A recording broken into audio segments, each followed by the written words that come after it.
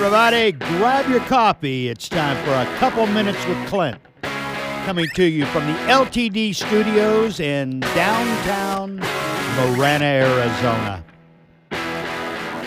Today I'm going to share with you one of the coolest stories I've ever heard, and it's often referred to as Acres of Diamonds. This is a true story. Happened in the 1830s, 1840s in Prussia, which is now Iran, Iraq.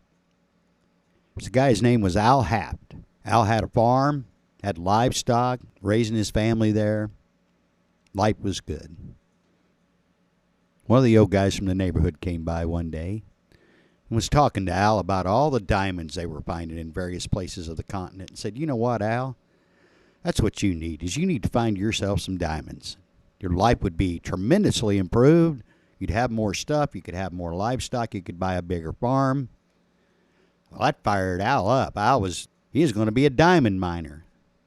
So he sold his farm, packed his wife and kids up, left them in the care of another family, and set out across the continent looking for diamonds. Didn't take long, the money all ran out. Al was in tatters. And finally, in desperation, he threw himself in the sea and perished.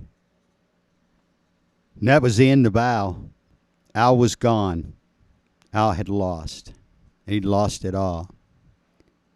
Meanwhile, back at the farm that Al had sold, the new farmer was walking through the brook one day and saw something there laying in the creek in the body of water.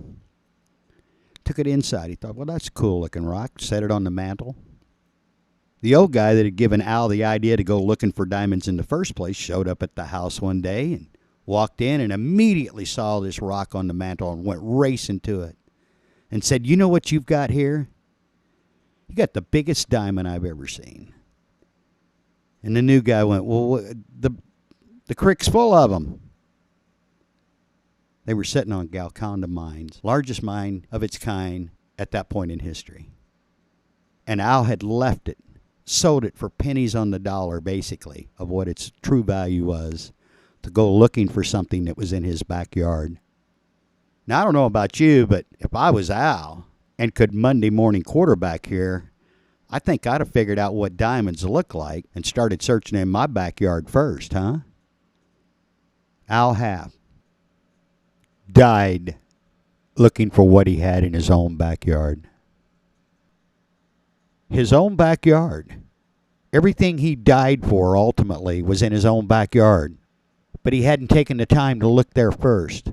And so many of us do that. It's always, as Irma Bombeck said, the grass is always greener over the septic tank.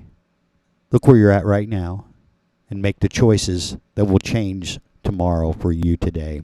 On the next episode of A Couple of Minutes with Clint, we're going to do the follow-up story to this, how this story moved into the 21st century and how this story has changed the lives of tens of thousands of people over the last 100 years. Have a great day and keep living the dream.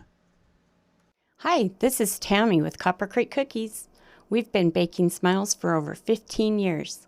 We can print anything on our individually wrapped logo cookies. What a great way to market your business on our sweet, awesome treats. For more info, check out coppercreekcookies.net.